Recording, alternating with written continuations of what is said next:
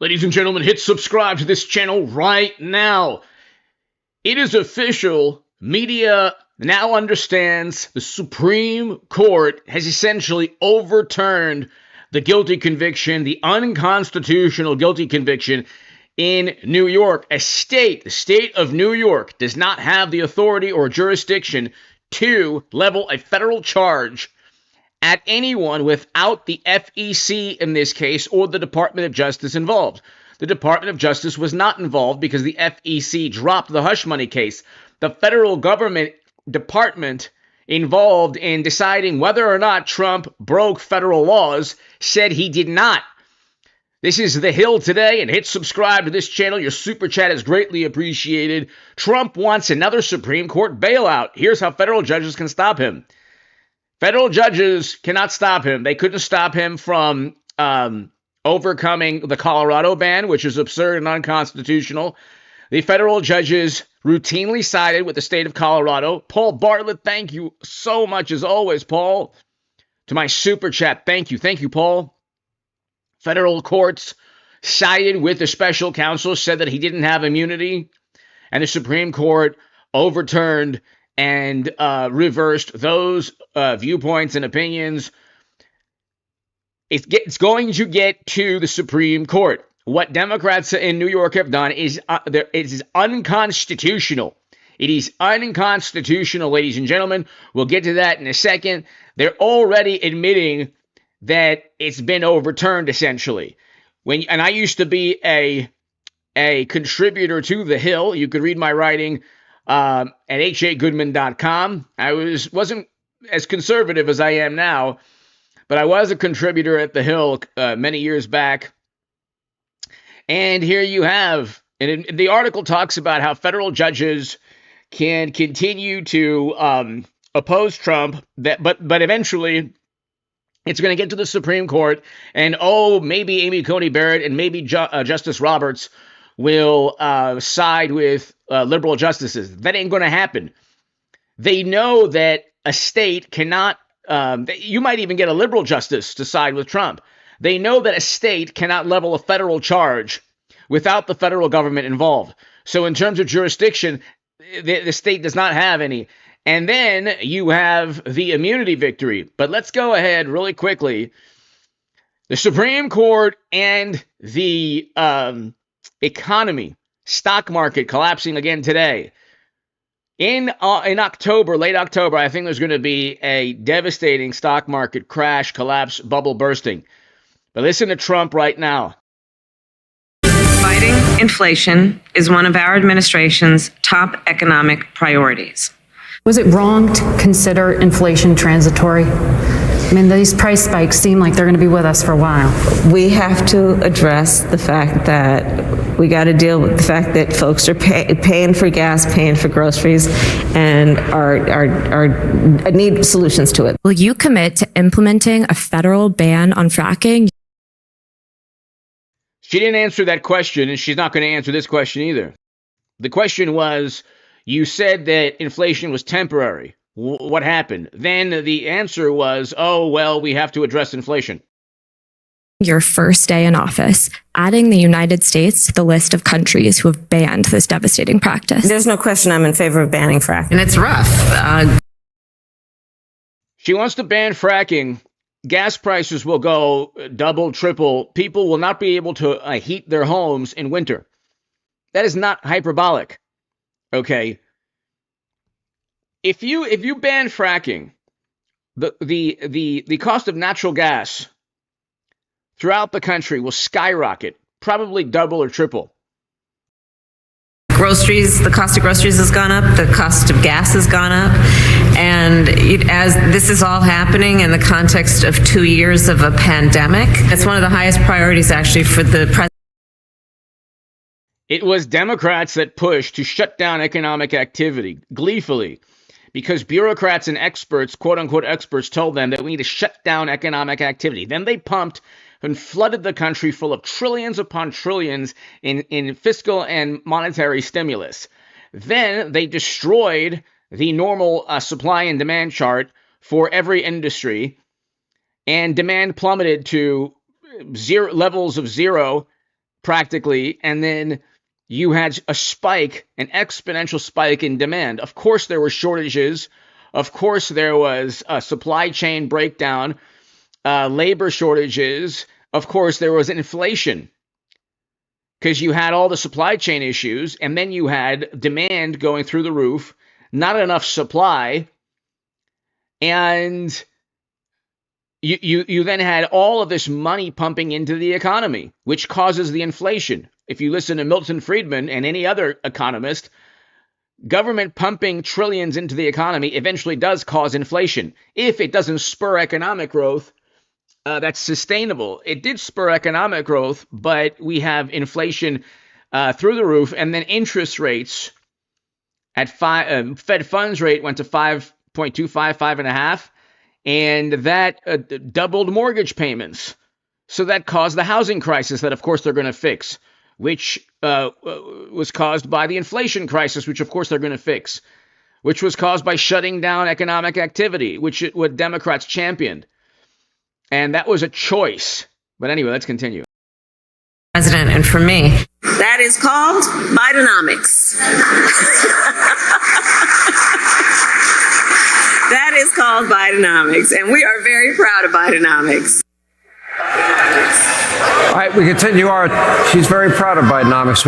In Harrisburg, Pennsylvania, that was Nicholas and Paul, thank you so very much. To my viewers in Australia, thank you. Thank you so much, Nicholas, and always for supporting the channel, and Paul as well. Thank you both. Paul, thank you so much. Let's continue. Kamala Harris touting her pretty radical beliefs on the economy in her own words. According to Kamala, her values have not changed. We don't know where she stands because she's only done an interview for 16 minutes and 29 seconds spoken. So on the issue of the economy, just how many of you in this room, and you can all close your eyes so you're not looking at your neighbor, have struggled economically in the last number of years? Wow. Wow. And when I started my adult life, I struggled to pay my rent. You know my jobs. I've listed them 100 times, working in the service industry and bartending and cooking and washing dishes and construction. Not McDonald's, that was a lie. And I By the way, she didn't work at McDonald's, right? She did not. Well, there's no evidence of it. Did she so work far. at McDonald's? Because so far, no evidence. I don't think so, based on what I saw. Here's my question. She wants to raise corporate taxes. She wants to raise small business taxes, capital gain taxes, estate taxes, the international corporate minimum tax, to the point where America won't be competitive anymore. And your tax cuts are about to expire in 2025. It'll what does this mean for the economy? What does it mean for everybody here struggling? So I gave you the biggest tax cuts in the history of our country. If you let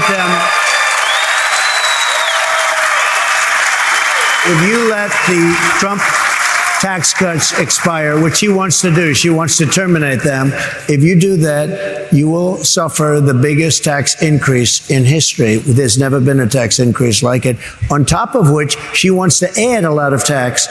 This country will end up, and I've said this a lot, and I mean it, this country will end up in a depression if she becomes president, like 1929. This will be a 1929 depression. She has no idea what the hell she's doing. What if unrealized capital gains taxes were implemented? What would she wants to do that. This is where you have something, you don't even know what the value is.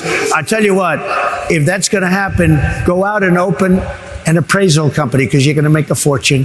That's about the only group that's going to make it, and accountants. It is the craziest idea.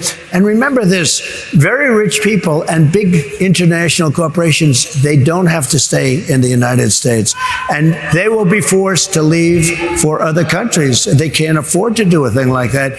They may have great wealth and no cash, and they're going to have to pay cash. Where are they going to get the cash? If they do that, the unrealized capital gain, it's been talked about for a few years by ultra-left Marxists only. Like her father's a Marxist. Her father's a Marxist teacher of economics. Can you believe this? But if that happened, this country, and I think forgetting about that particular, she's got a lot of things that are just as bad. If she gets in, I think we will have a depression, 1929 style depression. That's what I think will happen to our country. Already they've set us on a path. What about price gauging, as she calls it, or gouging? Well, she called it gauging. And what if they implement that and then price controls? Yeah. That's been tried in many times. The former Soviet Union, Venezuela, even in this country in the 70s. It was a disaster. Yeah. Every time it's been tried, no matter over hundreds of years, not just over hundreds of years, price controls, you end up with no product, you end up with massive inflation, and you end up with the destruction of a country. How does this impact? How do high interest rates impact? How does inflation impact everybody that's here? Well, they can't buy a home. They can't do anything. Your business is stopped up. You can't borrow money. And by the way, I had interest rates at 2%. Now they're 10%, but you can't get the money. You can't get the money. There's no money available. So 10% is right. You know, if you can't get the money, 10% is not the right number. It's got to be much more than that. You can't borrow money to buy a house now. Hey, Sean. The economic policy of Democrats is price controls, higher taxes, taxes on unrealized gains. But then there's the issue of the fact they caused these problems. They caused inflation. They caused the housing crisis. If you don't have a functioning border and millions upon millions of people perhaps want new homes or, want places to rent, obviously supply dwindles and demand goes up. Prices go up. This isn't rocket science. They create all the problems they claim they're going to fix. I'm back at the New York Economic Club, so let's bring in Kevin Hassett, former chair of the Council of Economic Advisors, Steve Moore, Unleash Prosperity Hotline, and host of More Money on WABC Radio. Kevin Hassett, are we going to get a growthier speech? We need a growthier, climb the ladder of success. I can afford homes. Prices can come down. Right. I know you're the mastermind of all this stuff. What can we expect? No. I think that one of the things that is difficult about this time is there's so much negativity in the press and in the media. And President Trump's goal tomorrow is to have a super positive agenda that motivates people to be optimistic about the future of our country again. And so I'm very, very excited about the speech tomorrow, where he's going to lay out a very Larry Kudlow-esque growthy agenda with tax cuts and reduced government spending and deregulation and trade policy as well. And so we're going to hear from him the specific details of what he wants to do if he's elected again. And we contrast that with Vice President Harris, who we don't know what she's supporting and what she's not. They're leaking policies from her campaign, but she's not actually embracing them herself or putting them on her website. And so President Trump is going to have a sharp contrast both with his optimism and with his specifics tomorrow. Yeah, Steve Moore, Kamala keeps trying to copycat, but you can't copycat. You got to go for the real thing. You can do worse than that. You got to you got to go for the real thing, the authentic real thing, because not going to flip flop.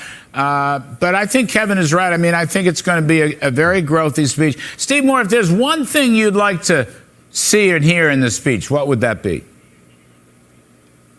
Well, I want to aspire to get back to Reagan and JFK rates of economic growth of 3.5% to 4%. Mm-hmm. And if you do that, so many of the problems go away. They really do. You want to bring down the debt, you grow that economy 3.5% to 4%. You want real wages to grow, you get that high growth rate. So that really is the center. And incidentally, it's a great way to contrast himself with Kamala Harris, because I've listened to what she's been saying now for the last, 4 weeks or so, and she doesn't say a whole lot.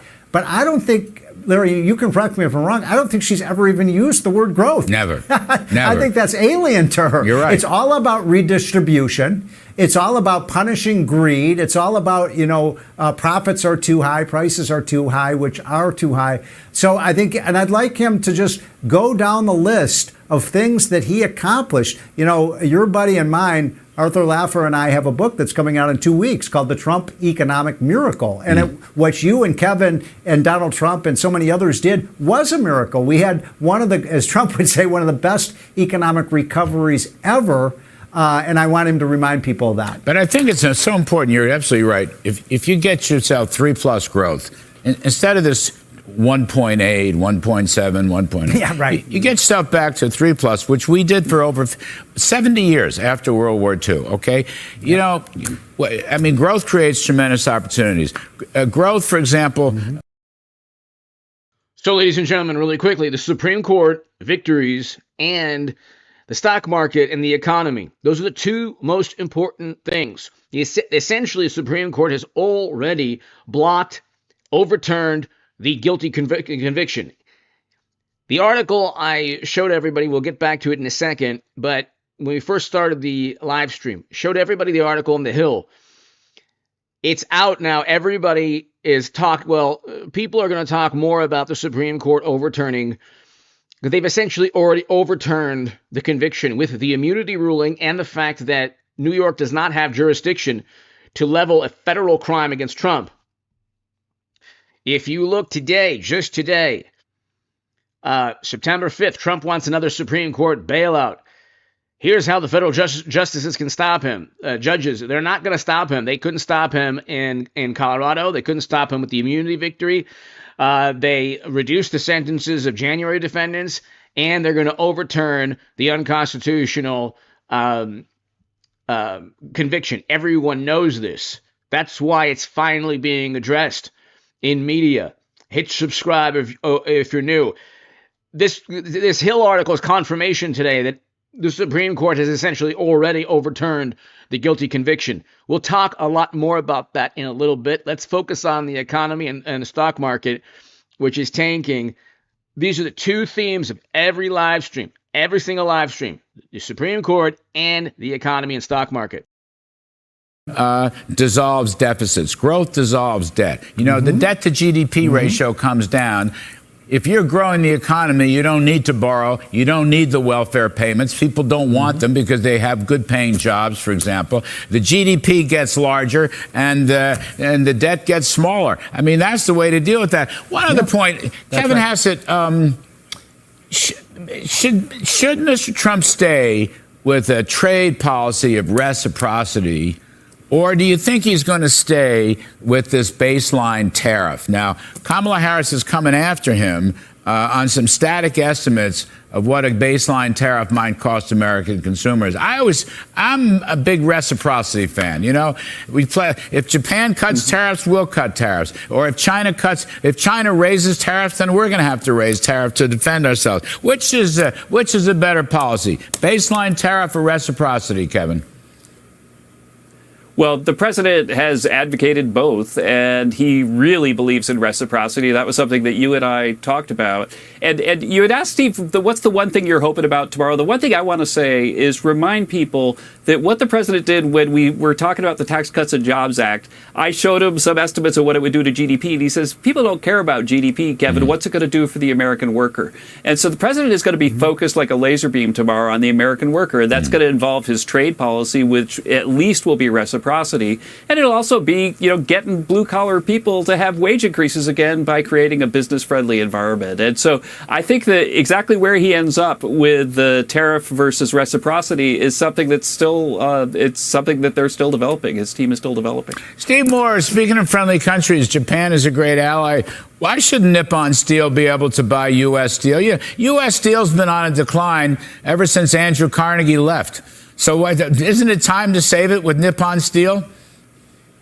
Yeah, it is. I think, unfortunately, this is the one thing that Kamala Harris and Donald Trump agree on, and unfortunately, they're both wrong on this. This is a deal that will actually save a lot of steel jobs. Japan is an ally, and if we don't do this, it's very clear what is going to happen. We'll be playing right into the hands of the Chinese, who now dominate about 50% of the world steel market. So I think this is good for American workers. Foreign investment in the United States is a good thing. I mean, it's when you and Kevin and Donald Trump did the big tax cut, what happened? All this money flowed into the United States. So I think they're both wrong on this. It's a good one. And I do like, you asked me earlier today, Larry, what do I think about Elon Musk's idea kind of grace commission against government waste. I love that idea. I think it's spectacular. You remember in the Reagan years, they came up with $400 billion of waste in the budget, and that was when the budget was 1/5 as big as it is today. So I really like that idea. I think, and you mentioned drain the swamp. That's a great way to drain the swamp. Yeah, Kevin Hassett, it's interesting. Steve is referring to Peter Grace, who was a famous businessman, and they had the Grace Commission under Reagan. But he had Peter Grace brought in hundreds of business people, and they went all through the federal bureaucracy and the federal programs and came up with hundreds of billions of dollars of savings, which would be equivalent to trillions of dollars. Now, Elon Musk, I don't know if Elon Musk wants to chair this commission or just be a part of it, but I think it's a very interesting idea. I hope it's something Mr. Trump puts in his speech tomorrow. What you think about that? Yeah, it will be in the speech tomorrow, almost surely. The fact is that Elon Musk is one of the most remarkable human beings in human history. If you think about all the things that he's done with Starlink and Tesla and SpaceX, that he takes problems and he solves them. And you wonder, why are Elon Musk and Donald Trump growing so close? Well, if you look at how Donald Trump got his start, right, it started with fixing an ice skating rink in Central Park. His career has been finding problems and solving them. That's why voters rallied around him in 2016, and I think the partnership with Elon Musk is going to be very motivating for people who want to get this country back on the right track again. Just think, you could have an administration with business people involved with it. Oh, my goodness.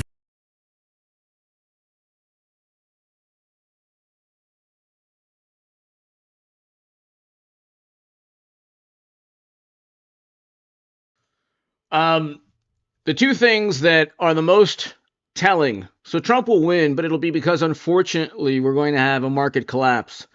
I wrote about this in the Federalist. You can read my writing at hagoodman.com. Stock market is on the brink of a bubble bursting. It'll be even similar to 2008.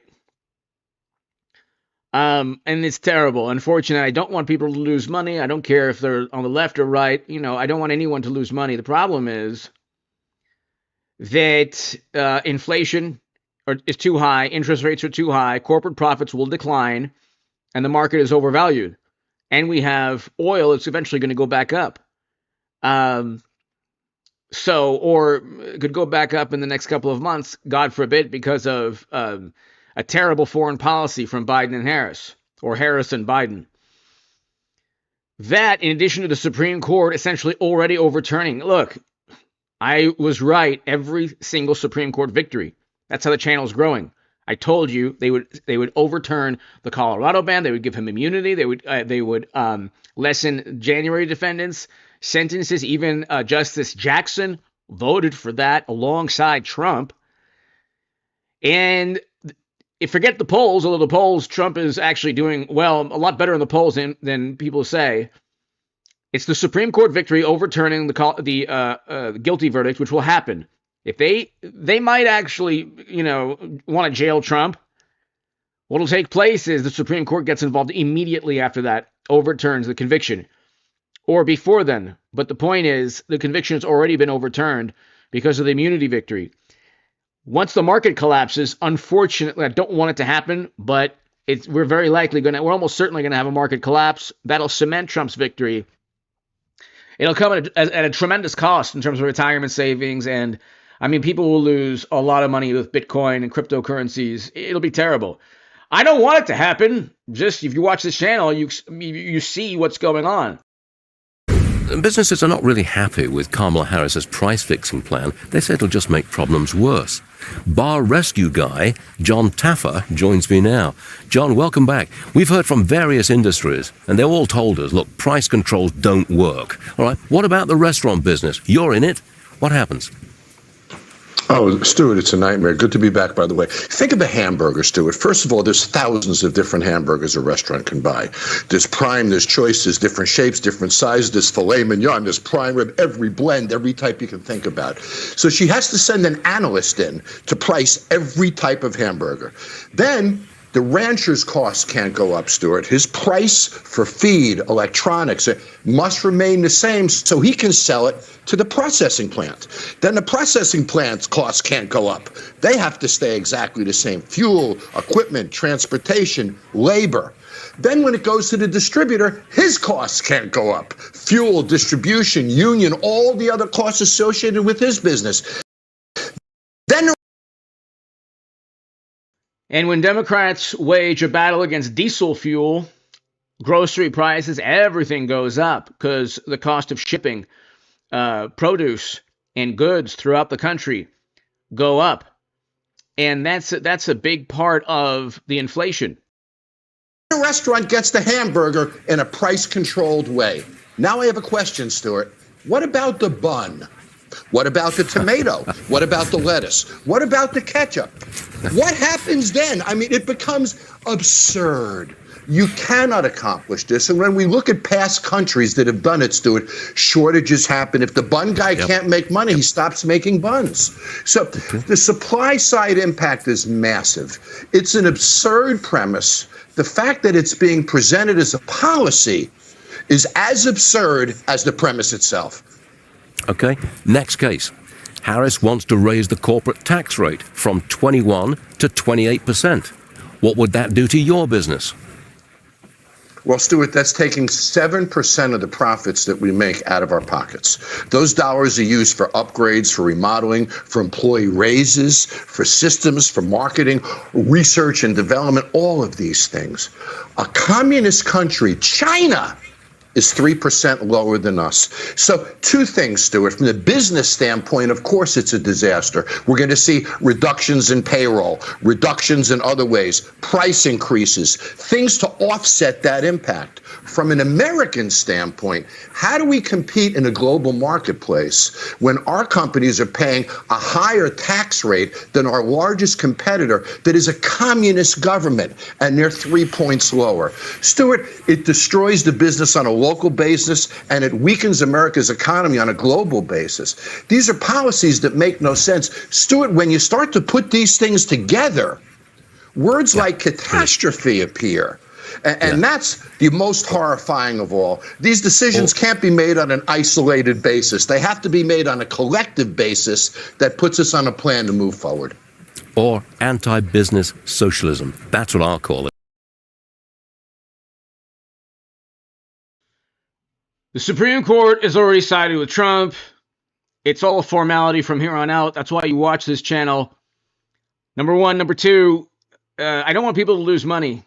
I want to say that even if you're a communist or socialist making a lot of money on social media, spewing absurd economic policies, I don't want anyone to lose their job, but we are heading towards a terrible market collapse because the stock market is petrified of price controls, of unrealized gain, capital gains taxes, of a battle against energy, all the wonderful things that Democrats push for to help the average American. She doesn't know what the American dream is. Over the past 4 years, Kamala and crooked Joe Biden have presided over an economic reign of terror, committing one financial atrocity after another. As Vice President, Kamala cast the deciding votes that caused the worst inflation in American history. You're all victims of it. We all are. Everybody is a victim of it. It's a nation buster, costing the typical family $28,000. Under her policies, household wealth has plummeted by $33,000 per family.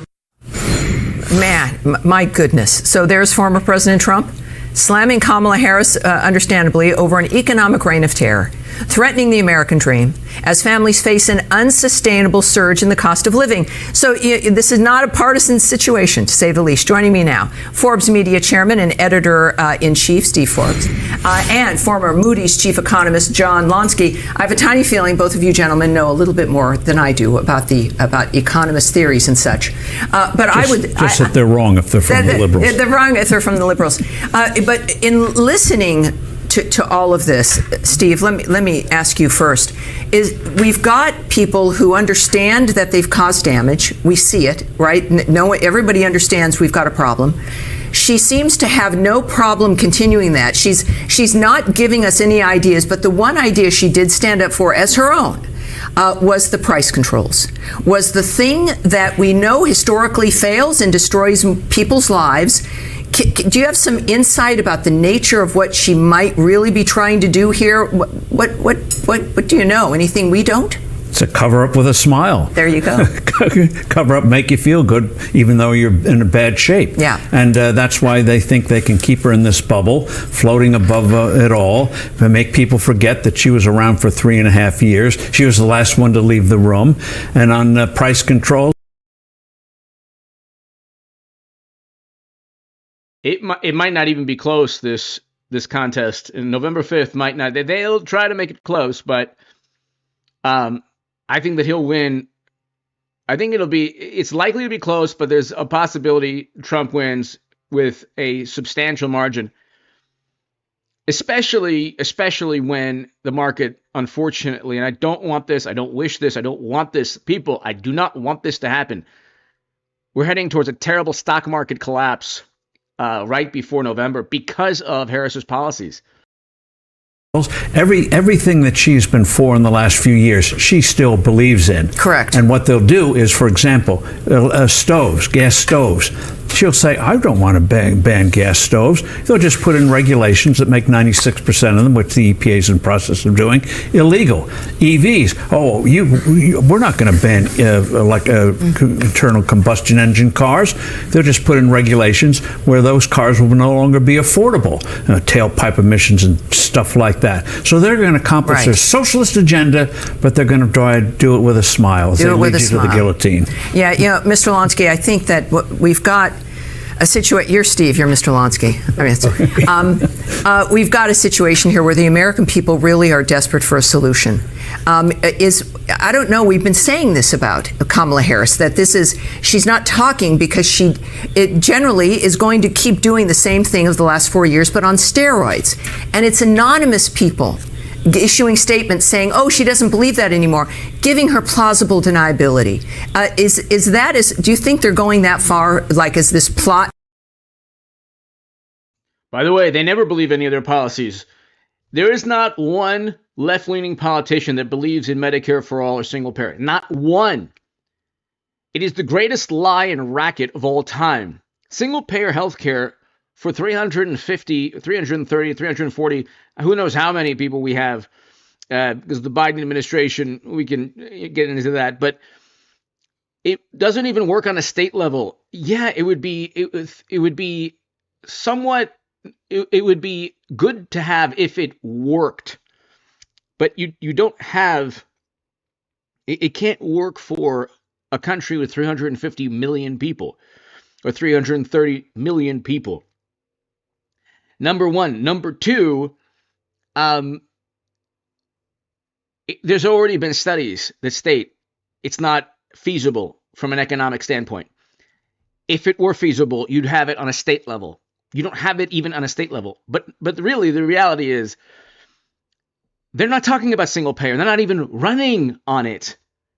And then they're not running on banning fracking. They're not running on packing the courts. They're not running on any Green New Deal legislation. They ignore all of their left-leaning policies every 4 years because they don't believe in them. It's a way to funnel left-leaning voters back into the Democratic Party. It's the most overt, obvious racket. I saw it with my own eyes when I was on the left. To just make sure they can continue what they've been doing? Yeah, I think so. And of course, they're going to try to say, we don't want fracking, we don't want EVs anymore. But then again, isn't that telling us that these are Trump's ideas and it's an example of where imitation is the highest form of flattery? I think that's what we're looking at.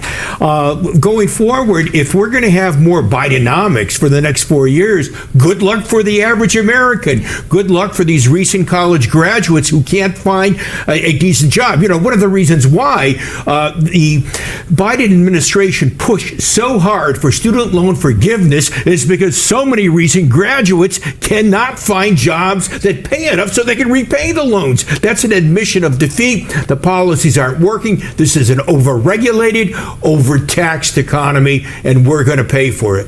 You know, speaking of that, when it comes to a redistribution of wealth with the loan bailouts, but also this unrealized gains tax.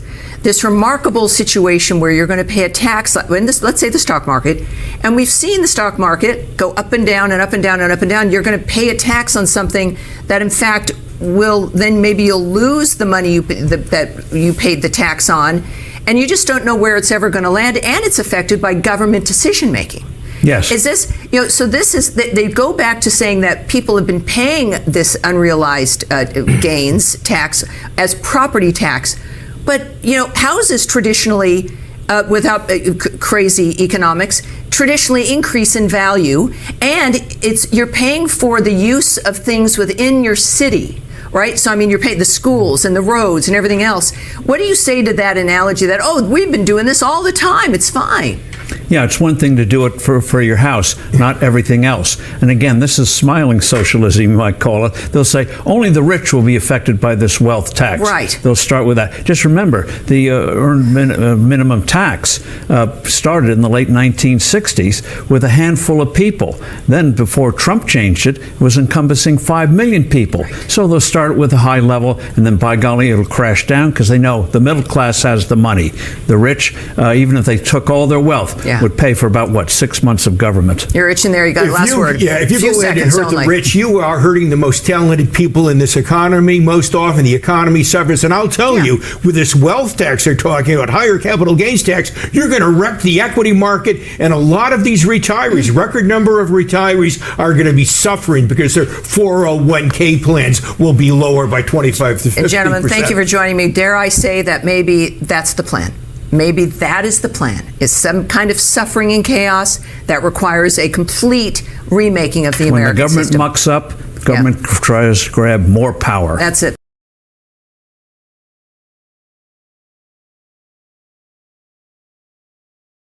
CEO of American Majority, Ned Ryan, and we're welcoming back Kevin. Get ready for family vacation.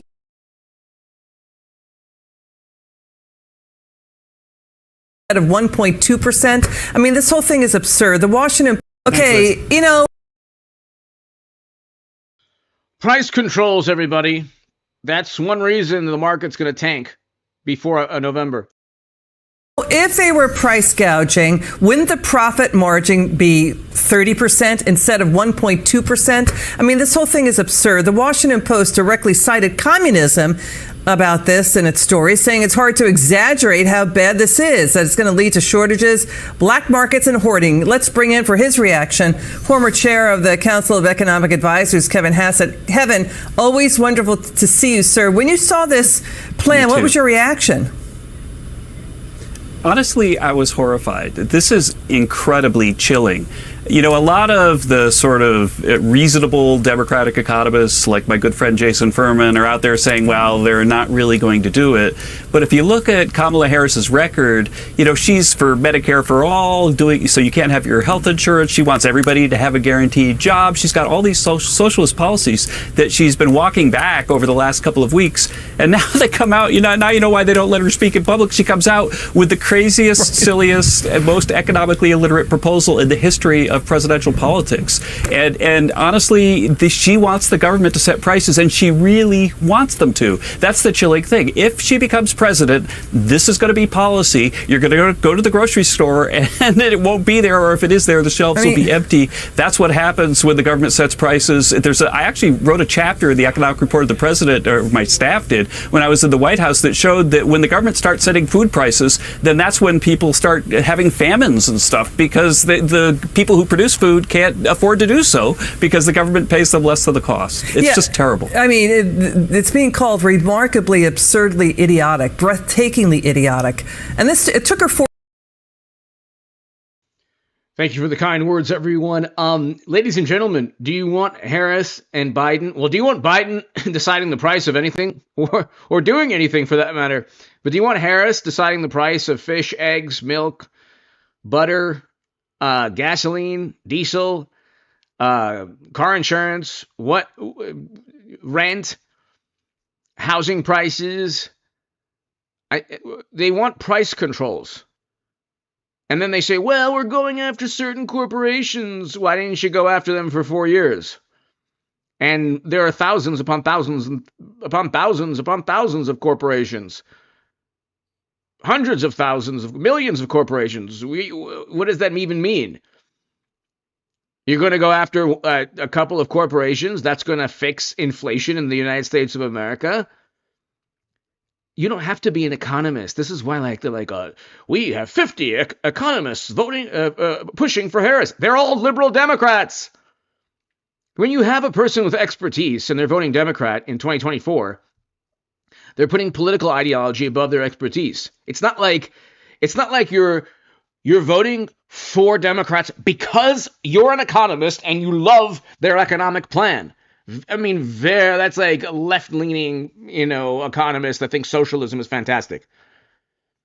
Okay, but can't name an example of a country where the socialist policies worked.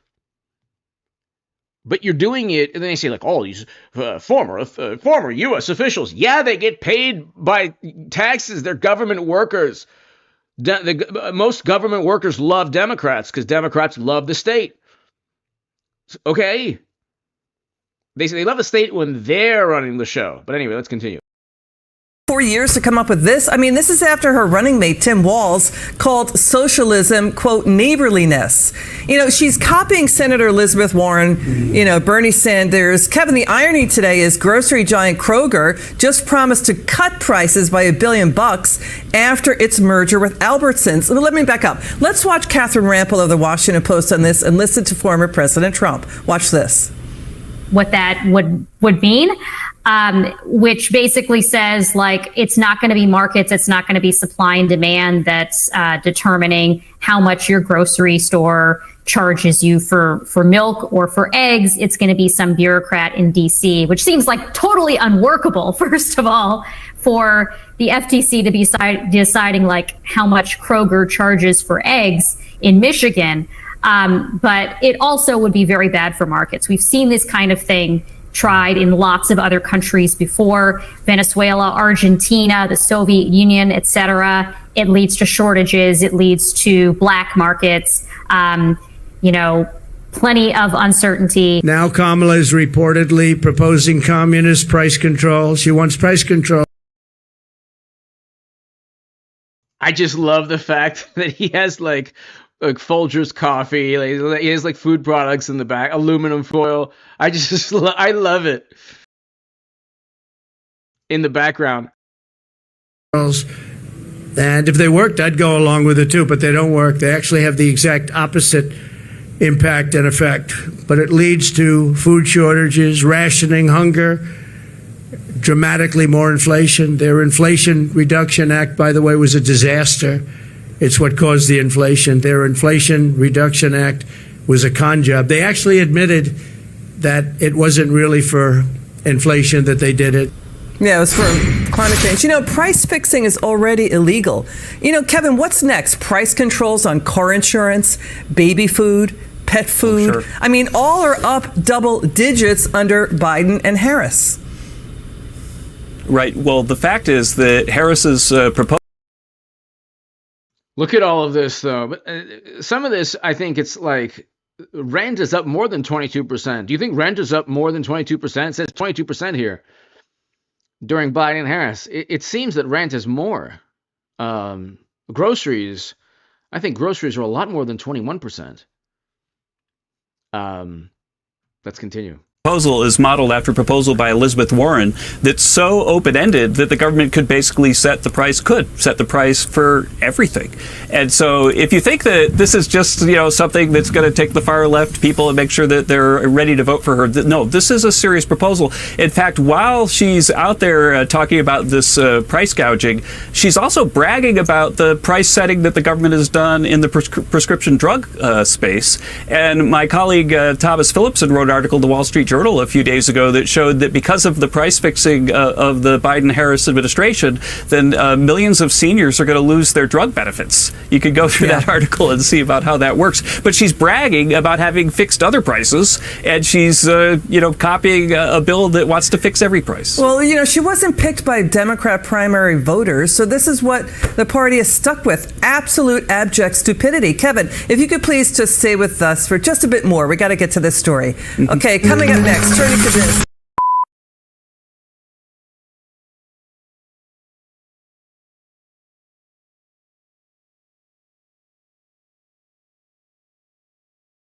So, ladies and gentlemen, I will be back at around 11 p.m. tonight.